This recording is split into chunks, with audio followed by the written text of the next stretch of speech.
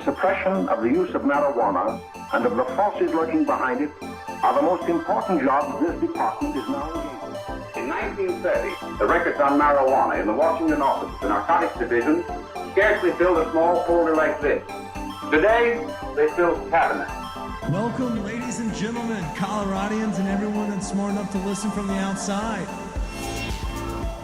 It's one of the most amazing plants we've ever discovered. The pot party, the trippers, the grasshoppers, the hip ones, all gathered in secrecy and flying high as a kite. I got Winnie Bucks. Welcome back, ladies and gentlemen, to another week of Stolen Appetit. We apologize for the one for last week, but schedules were complicated, and that was because I'm on the road. I will tell y'all more about it in about 5 minutes, but first, let's check in with my boy to the right, CB. How are you, dude? Surviving. You know, I mean, that polar vortex just really fucked my weekend. Yeah, I mean, I think a lot of folks could say the same in Denver. I think we'll be able to say about the same during our best things we ate this week. It was a soup season if I've ever seen one. If you were up in the mountains, it was great. But if you did happen to miss it, then you were stuck on this side of the Front Range. And not to mention, we're missing our better half. Yeah, the best half. Yeah, so this is kind of a throwback to 2020 or something of that nature, 2021 or 22. Eve is not with us, but because the weather is just tumultuous, we just were like, yes, go home. Don't worry about swinging by the studio. But we've got a great episode for y'all. Like I mentioned, we're going to recap Seattle. I had a kick-ass time with Bar Green Ellingson. We'll talk more about that. Best things we ate this weekend. CB and I both have something from the local area that's worth fucking around with. And then also, because everybody was bunkered in this weekend, let's see if we're talking about the same TV shows as the rest of America.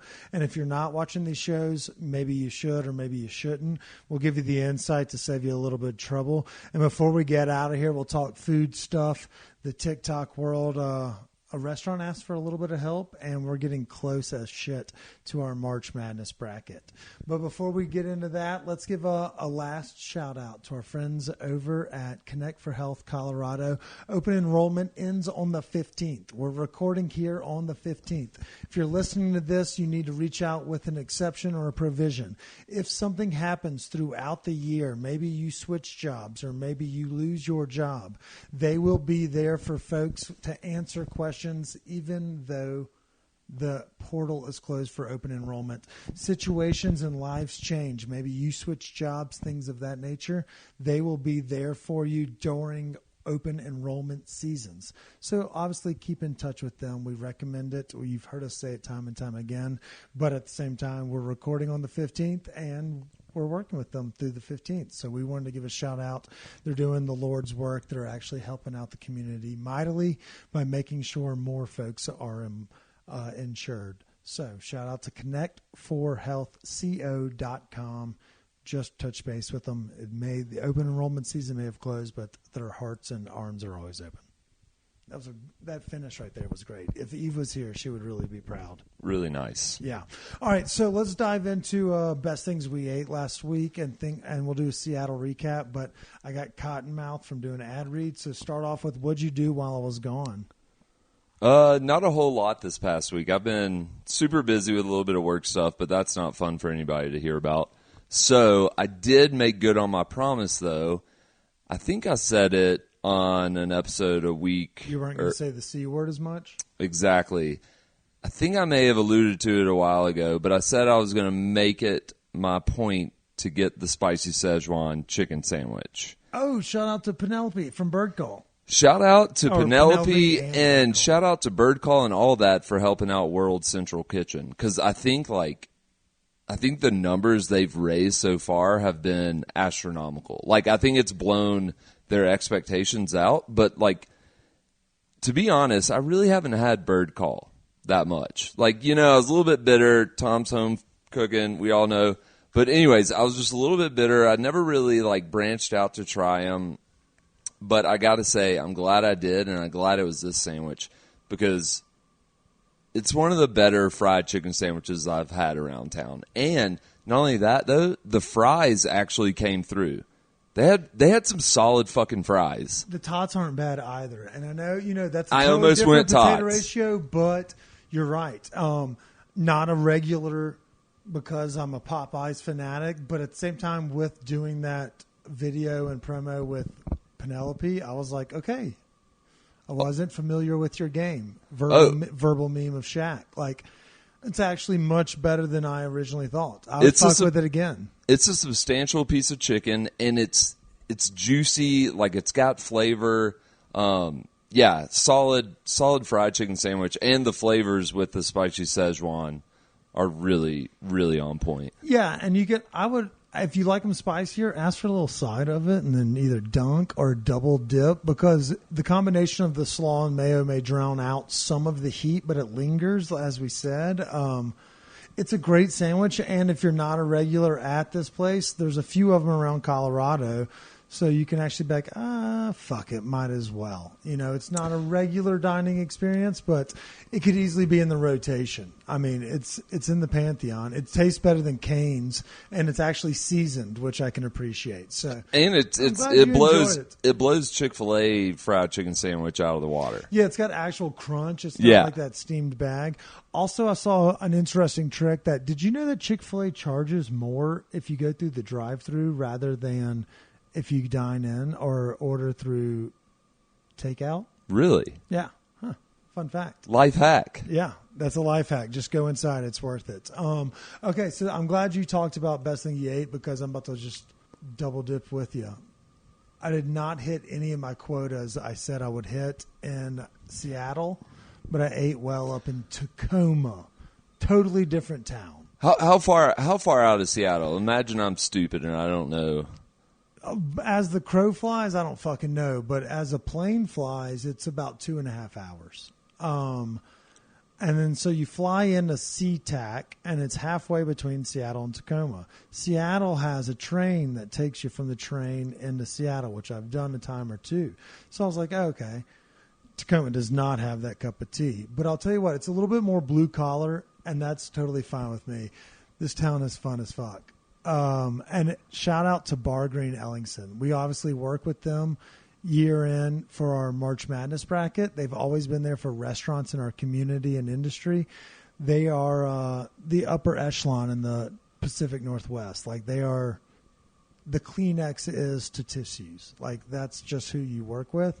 And in Colorado, the name is very familiar for those that work in the industry, but if you're just a casual consumer, what they do is they work as a restaurant distributor. So they help you build out your kitchens and your bars and things of that nature. So they work with the architects and the restaurateurs to build out the restaurants. So they've always been there to support us. So I was like, let's go check out what they're doing. So what they did was they invited me up to come just see what cool shit they're working with, meet some folks from the industry. And I tell you what, they're fun as fuck, Chris. And you would expect nothing less, especially because it's all restaurant industry folk. But at the same time, they're just a cool batch of folks. And obviously those that work here in Colorado, like, it's just primo shit. And I remember a lot of those toys. It gave me a little PTSD from some of those, like, just you cut an onion and then they're like, oh, no, you don't have to do that. Boom, knocks it all done. You're like, fuck, I missed that thing. But at the same time, they also have a lot of cool things like hot dog rollers, panini presses. Chris, they had a soft serve machine that, because these are for like restaurateurs and suppliers to come in and check it out. Yeah. And so there's a ton of different businesses in the Tacoma Convention Center. And so we got to walk around, and I was walking around with some of the Bar Green guys. Shout out to Rocco and Adam. And we had just a fucking blast. I just learned about like things like Steelite and other companies that do high-end plates, but the plates last 10 to 20 years. And the company has been around since before America was a company. Like, that's how long these people have been making fucking like cutlery and plates and shit. It's fucking neat, especially if it's just like a hobby. Like, you're like, oh, you like your food processor? Wait till you meet that food processor like on fucking crack. Like, it's huge. It just pulverizes. I saw the glizzy roller with the steamed bun underneath. That was Nemka, Nemka. You probably see them at all the fast stops. Chris, we need one just in the house, and just throw a couple roller dogs on there. I was asking, I was like, do we do one-off purchases? And we can get them through Bar Green. So we'll just set up an account. It's easy as pie. Chris, we can have one that just stays on there until one person's bold enough to, like the Seinfeld episode. It's like that last one. And it's just caramelized on the outside. Okay, so paint me a picture. What is Tacoma like? Like it's more of a blue-collar town that shuts down around midnight. Dive bars, there's a lot of hole-in-the-wall dive bars, restaurants. There's also old brick buildings. They've kept the bones and structure of the town. So, there's this 6-story, what they call the Elk Temple, that has different bars on every floors. And you can rent them out for different events and things of that nature. But we just slid into the tiki bar in the basement one night to grab what they call Tokyo Tots, which is just I don't know, like a Japanese teriyaki-ish pork belly tater tots. Were they good? Fuck yeah. But we just slid in and slid out. But I'll tell you what, the undulation is high. The people are very warm. The staff, very heavy-headed and pours on everything. The price point is still steep, but not like Seattle price point, for tourists and whatnot. And the main drag is a couple streets 6th to 8th Avenue, where around a couple hotels, at least that I noticed. And then we dipped off to the hipster area for hot dogs and cigarettes, natural cigarettes. Obviously. Yeah. And then so I had to grab a good wiener. I love grabbing wieners. So I grabbed mine was a pork brat topped with sauerkraut, dill, and spicy brown, stone ground mustard, on a sesame or a poppy seed bun. Delightful. Shout out to the Red Hot in Tacoma. But let me tell you about Alfie. This guy was a wonderful wingman. Alfie with the Redstone Group, one of the greatest humans ever. Shout out to the Traveling Hoppy as well. He gets this hot dog, just a good old-fashioned Red Hot, with bacon and peanut butter called the Hound Dog, Elvis vibes.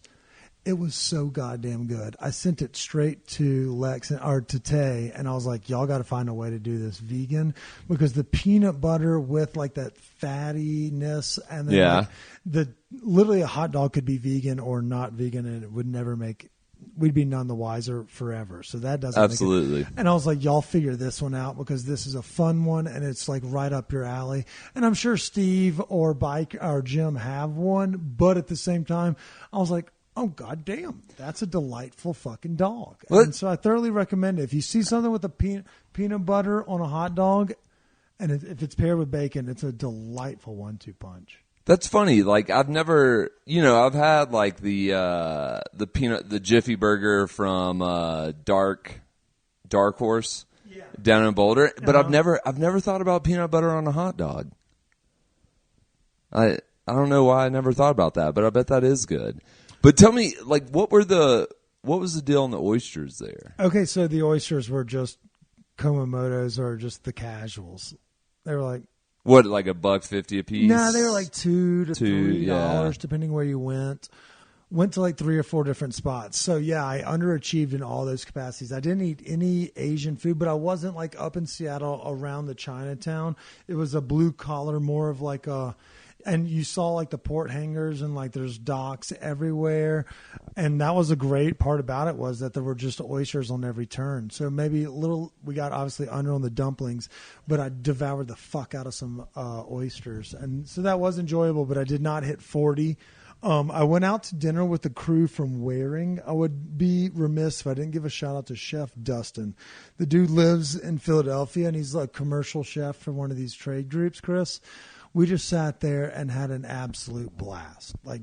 Ate sweet tarts. Shout out to Incredibles, 5 milligrams. You can get them at 100-piece from the folks at Standing Kimbo. It's the best deal going in the city. Oh my God, it's worth it just having your med card alone. It's because you can share them. We just sat there and giggled to bits. And so it was just a hodgepodge. So they send you out to dinner with like everybody that's involved in the trade show. Like, Yeah. So like there's lunches and breakfast. They don't hold your hand. You can skedaddle whenever you want, and you didn't have to participate in this. But if you confirm, you're like, hell yeah, I'm in. And they mix everybody up, and then they get reservations from all over Tacoma, which is still not small. Like there's tons of restaurants. And then you go eat with people you've never met before. It was so much Oh, that's cool. It was fucking awesome. Like it was a great concept of getting, obviously for their companies, it was a great way to introduce yourself to maybe some folks in the same space. But for me as just It's almost like a just- blind date. Yeah, but it was like 12 of us, and everybody was so kind, and you get to learn about, like, some folks know wine really well, and some folks are chefs in Philadelphia, and so they're like this, and then some folks are just stoner idiots that bring pockets full of pot and share it with the table and with, like, the staff at the restaurant. Like, whatever. Like, everybody comes from different backgrounds. Was it a And busy really cool. trade show? There was a lot more people Right. than I would have thought. Like they had an opening night concert, and there was a fuck ton of people. They had like a concert there that was really cool, and I mean, I ate like my face off and just shrimp and crab cakes. It was great.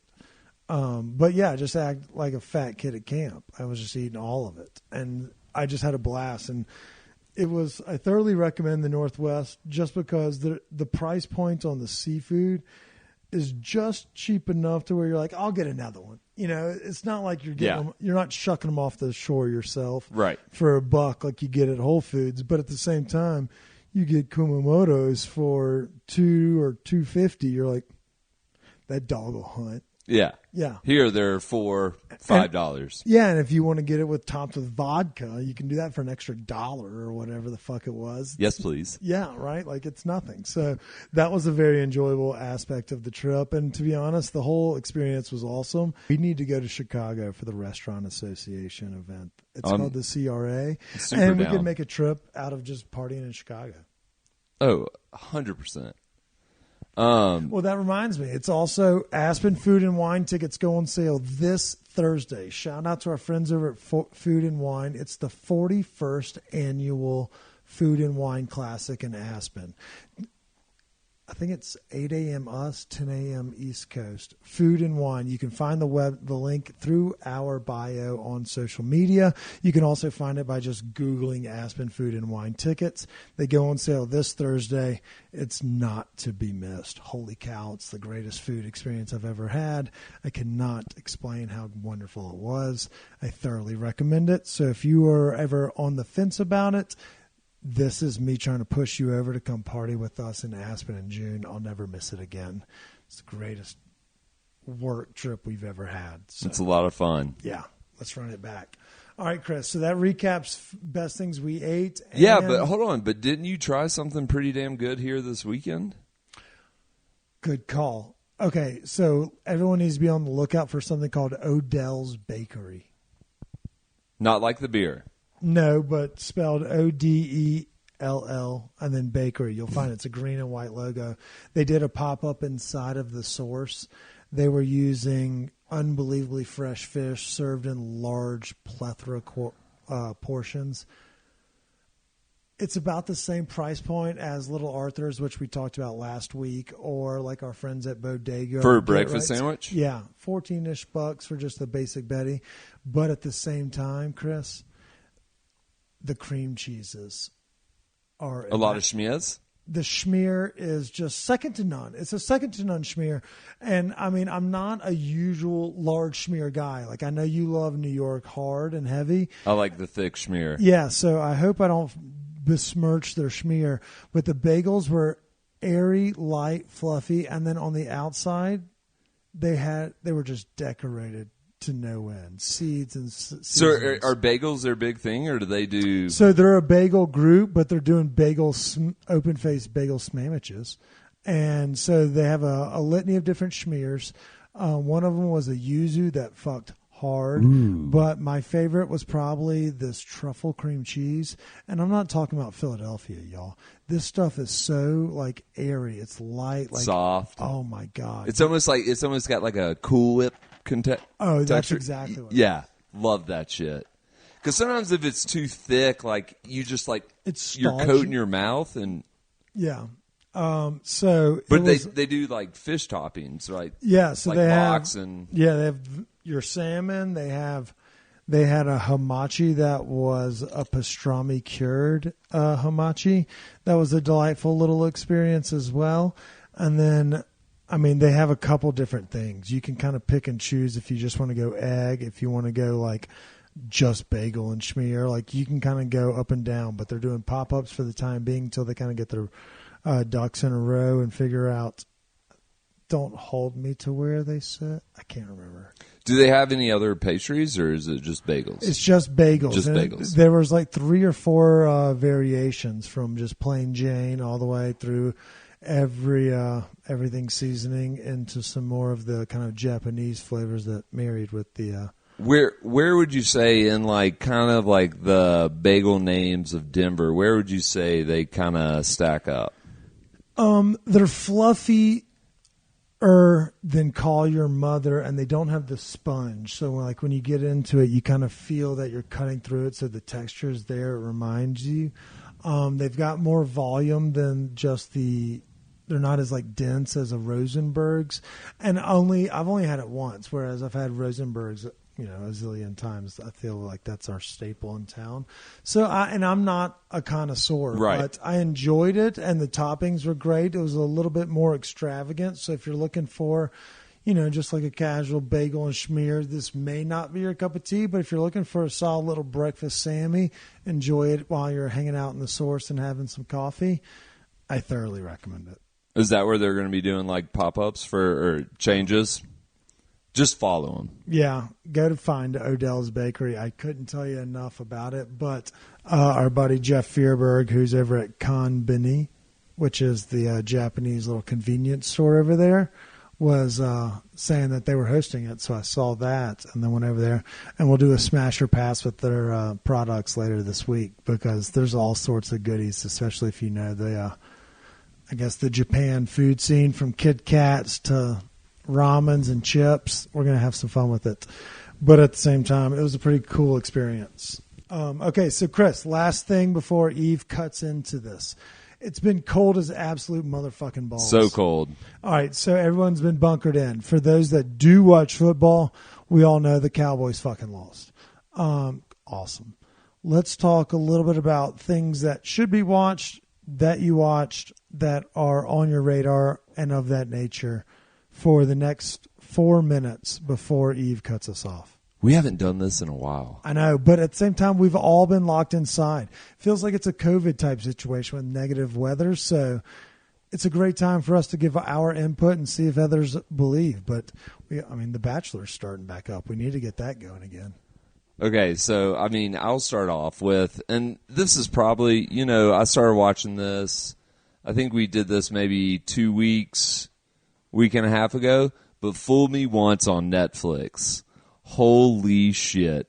Loved it. Like, not only did it leave you guessing the entire time, but the lead actress in it's great. A hot British lady who is, just military, knows her stuff. It's such a good show. Okay, so it does keep you guessing, at least, for the whole thing. And then it kind of starts to shed a little light. And so I didn't hate it, but I wasn't. Where do you put it? I think I put it at a 7-ish, 7.2. I think because I feel like there was a lot of things that were not answered. So I feel like it's one of those type shows, kind of like The Undoing and those other ones, where there's just this huge, crazy backstory that you don't know about. And I don't know. I thought there was going to be a little bit more to the ending of this one. It did. There could have been a better way. I'm not going to send out a spoiler. There could have been a better way for the ending. But overall, I was excited. We watched it. Oh, yeah, I watched it through. We knocked it out in 2 days. So, yeah. On the scale of watchability, I give it a 9.5. Quality of content, a 6.2. And then, when you mix in, how does it make you feel, our cheese sticks, it's somewhere, creates a variant of, a 7-ish. And so I thought it was exactly what I look for. It's the same reason We don't look for, like, if everything's just a 5-star, we know that's not Yeah. the case. So, like, you can't just have 100%. It was an enjoyable one. I like that you knocked that one. Oh, you could burn an afternoon with this. Okay, so Fargo's newest season, we're coming up on the season finale this Tuesday. I was out of town last week. Shout out to Mo for letting it like digest, and she didn't watch it without me.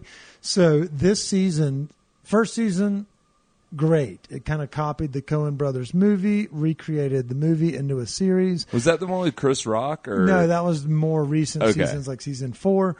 And then so over the course of the last couple of years, it's just kind of been aight. And then this year it's been wonderful. It's got the PR. I don't know the names. It's got John Hamm.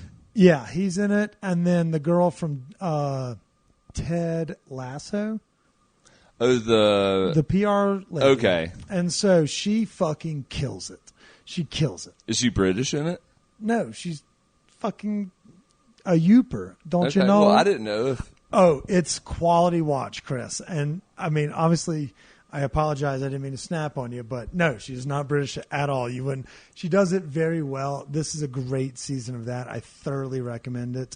And then I teased the Cowboys sucking balls earlier today, and that's because right as that show ended, or right as that game started and then ended midway through the first quarter, I started thinking more about this girl named Natalia Grace, and she's one of the trending television shows, whether it's Netflix or HBO or Prime. It's one of them. It's a story about a Ukrainian adoptee who has a dwarf syndrome, and then this family that adopts her tries to like write a book about her while like treating her like garbage, but writing the book about the opposite direction.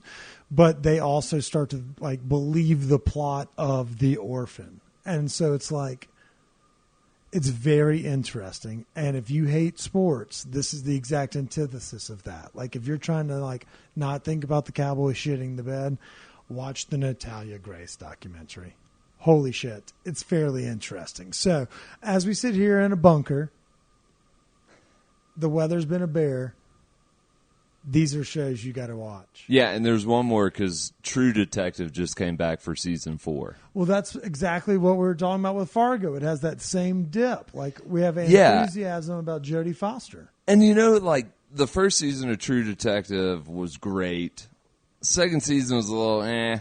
Third season was pretty good.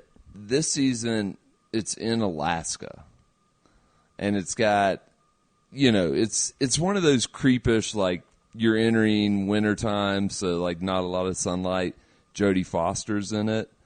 I don't know. It seems interesting because We need to find a way to impress her. It all starts out at this, like, research base because, you know, you're up there near the North Pole and all that jazz. So it's one of those research bases, and shit gets a little weird. So this one might be a little paranormal type stuff. But it seems I loved the first episode. All right. Okay. We were going to watch it. We've literally seen the prompt on HBO Max for season 1, like recommended for the last 3 weeks. We're like, oh, is it time? And that's exactly why it's there. And so when I saw that last night was it, but we were heavily entrenched in the Natalia Grace, whatever, Barnett. All right. I'm in. I'm not usually a paranormal guy, but at the same time, there's always something eerie at work in this show, so I'm not mad that they dip a little bit deeper into that water. I feel like True Detective does bring in a little bit of that mystical, kind of surreal vibe, or cultish, you know? or like whatever they're like summoning. Yeah. Now, if there's like things coming out of fingers like that, like if I need to go Harry Potter, let me know. I just went to the pop-up. I'm good. I know it. Right. I just think I think this one's bringing in some unsolved mysteries, and I don't know what's going on in this Alaskan town, but it seems entertaining. Okay. Well, then, since you're giving a teaser for one that needs to be watched, I'd be remiss if I didn't give this one. The Bachelor's coming back. The Golden? No. OG. So the Golden one, we watched it. It's a little bit interesting because his like perspective switched after he slept with one of them, and I don't know if he slept with the other one or not. I think he's a coxman. No, but he's just a goober. Yeah. And it's like, I don't know. It's just, it was an odd thing, but yeah, like it was nice to see wholesome content in terms of like these women were genuinely putting themselves out here instead of like, oh, I'm looking for Instagram clicks. So that was nice. But we'll see about this new season. And I like The Bachelor in Paradise, but this guy, what is his name? Like starts with a T. He got like third place or second place a couple times ago. And he hasn't been on Bachelor in Paradise, so it's not like he's just milking the camera that we know of yet. So let's wait and see. But new season starts like next week. And then Survivor starts right after the Super Bowl. God damn. What season of Survivor is this? 40th? 46, I think. I think this was the last one. I was like, I don't know exactly, but maybe 46. Jesus. Yeah, either way, it's been a hoot and a holler, but at the same time, we're all locked inside. So at least you and I were able to get together. Eve, we apologize you weren't able to join us. But it was a pretty good episode of absolutely everything except for food and cannabis. One last question. On a weekend like this, what's your favorite homemade soup to prepare? Okay, so loaded potato is just so good because you can make it taste like whatever you want. Like, are you feeling like, oh, it was cheesy? Just payday? You get like the fancier meat instead of just basic Betty bacon. If you're feeling cheesy one night, like you wanted more loaded baked potato, you add more sour cream and you grab like a block of fucking cheese. You clog yourself up for days. It's so versatile. That's the great thing about potatoes, which is why I got on you about the crinkle last week or whatever. But at the same time, like gumbo is always king. And you can do it as easy as chicken and sausage. Yeah. It's a little bit more arduous. And speaking of arduous, a fucking great French onion soup. Like if you have 2 to 3 hours of podcasts or something to listen to, maybe you're missing the last 6 episodes of Stoned Appetit. Sit around that pot. Doozies. Yeah, I fucking dig it. I love soups, man. They're great. Speaking of, what's your soup of choice for negative temps and snowed outside so you don't have to drive, except for the grocery store if you want to? I think negative temps if I'm just busting out some stuff in the home pantry, I think I'm looking at a chili. Because chances are I've got some frozen meats in the freezer that I can thaw. I've always got like a can of tomatoes in there. And chili's one of those things that's easy if I got chips around. I kind of love that. But pozole is another good game changer on a day like today because it's rich. It just takes a little bit longer. And I feel like I'm doing a disservice with that. I'm just like, oh, I have white people Mexican seasonings. Like, here's cumin, chili powder, red cayenne, and some pepper flakes. Like, I don't have, like, I'm not often going to the Mercado where they have, like, the dried chili is the snag. Like, different, like, and they're like, hey, use this one for chili con, some, like, whatever it may be. I don't always have those. Yeah. So that one's a plan ahead. Yeah, it's almost like November football. We, like now I fucking slaughtered a shepherd's pie, and that's just, I'm white trash, like Salisbury steak with a side of mashed potatoes and gravy and a roll, and this is that. You just get a friend, and it's easy to make. So yeah, like a little bit anticlimactic, but we'll get back out there this week. At the same time, there was a little bit of food news that we probably missed out on. A page went viral this week asking for help, and I think we would be doing a disservice if we didn't give a shout out. Yeah. So Toro's Tacos, Burritos, and Bowls on West 11th, right around that area where I believe it's like the Snarfs right there. On Cap Hill? Yeah. And so it's right there on West 11th in that same vein. It's called, you can find them on social media called Tasty Toro. And the TikTok did numbies. Our friends over at Denver Food Scene, thank y'all for sharing the word as well. We know y'all have a huge platform, so thanks for sharing it. Just a simple request of like, hey man, come try us out. Like we may get overlooked or things of that nature. And we got to go try it out, Chris. Yeah, it sounds like it's tacos and burritos. Yeah, it sounds like the wife of the chef and owner behind it just wanted to reach out and give a shout out to her husband and say, "Hey, come try our food." So I'm not against it. Yeah, and so I think we should. Obviously, it'll probably be a little bit slam-packed this week. I think it's got a fair amount of views on social media across the metro, but at the same time, like, let's go give it a whirl, see what everyone's been talking about recently. Let's do it this week. We hope you have a great week, everybody. We'll have a new episode on Thursday, and we're starting interviews in the new studio next week. Get ready. Let's go. Follow our YouTube, follow our TikTok, follow our Instagram. I think everybody already knows that one, but follow the other ones for sure. But it just doesn't feel right without Eve. I know it doesn't. She didn't keep us in line. She didn't have comments about the shows we mentioned. I know. She's going to be so pissed when she hears that, and she's like, y'all have terrible taste in television. Maybe, Eve, add in just a summary real quick to end this episode. Tell us your thoughts. Or plug it into the middle. Be like, Kip and Chris have the taste of a 7-year-old. Where could we have improved? Yeah. You just write like in red pen throughout this episode. But either way, we hope everyone has a wonderful week. Stay warm, stay high, and don't forget to stay hungry. Cheers.